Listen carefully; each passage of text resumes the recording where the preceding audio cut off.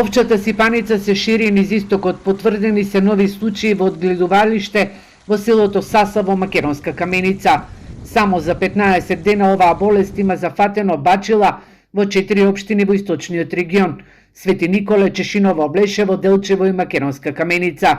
Од Агенцијата за храна и ветеринарство вела дека досега се уништени повеќе од 1400 животни, а депопулацијата ќе продолжи во новите жаришта, откако ќе бидат обезбедени локации за нивно безбедно отстранување. Во заразените одгледувалишта се спроведуваат и строги мерки, се врши депопулација на цели стада, дезинфекција и епидемиолошки испитувања.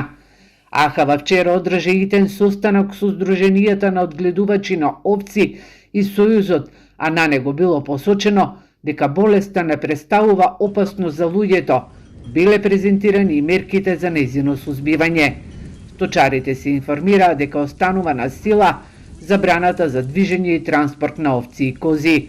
Производите од погодените подрачја се ограничени за промет, а млекото може да се користи само по термичка обработка. Во земјава на почетокот на годината е регистриран првиот случај на сипаници кај овците во Кумановскиот регион.